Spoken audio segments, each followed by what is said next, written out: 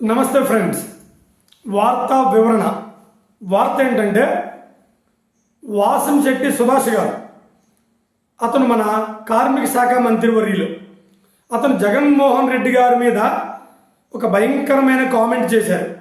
అది రాజకీయంగా దుమారం రేపుతుంది. ఇంతకీ ఆ వార్త ఏంటంటే జగన్మోహన్ రెడ్డి గారు బాగా గర్విష్టని, జనం అనుకునే అంత మంచి అతను కాదని, అతనికి కడుపు నిండా కుళ్ళు కుట్రలు ఉంటాయని, అతనికి నియంతృత్వ పాలన లక్షణాలు ఉంటాయని చెప్పారు.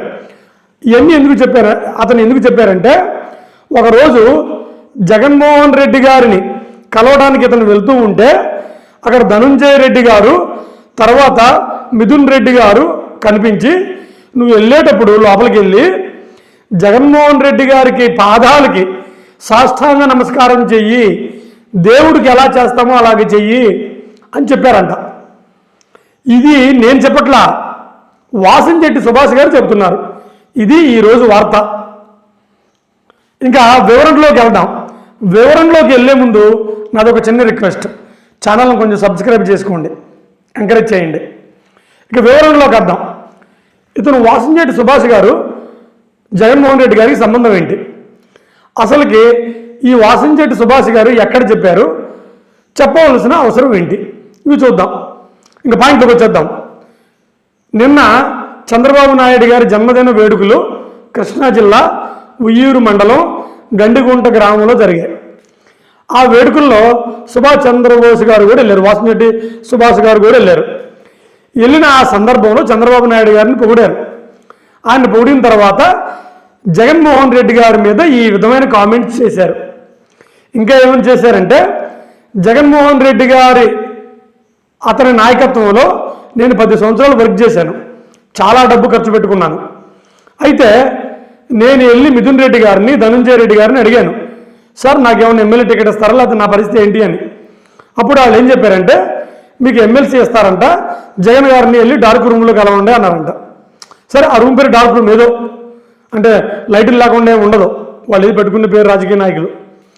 ఇతను వెళ్ళేటప్పుడు మళ్ళీ ఇదే ధనంజయ గారు ఇదే మిథున్ రెడ్డి గారు ఆపి, సుభాష్ గారు మీరు వెళ్ళేటప్పుడు లోపలికి వెళ్ళి జగన్మోహన్ రెడ్డి గారి పాదాలకి సాష్టాంగ నమస్కారం చేయండి, దేవుడికి చేసినట్టుగా, అలా చేస్తేనే మీకు పదవులు వస్తాయని చెప్పారంట.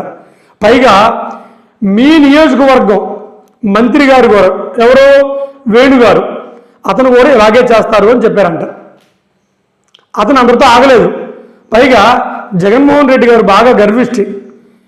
జగన్మోహన్ రెడ్డి గారి కంటే పెద్ద అయిన రఘురామ్ కృష్ణరాజు గారు, అతను అప్పుడు ఎంపీ వైసీపీలోనే, అతను ఒకసారి కాలు మీద కాలు వేసుకుని కూర్చున్నారంట.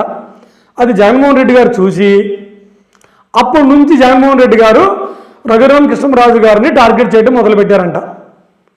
అది చెప్పారు.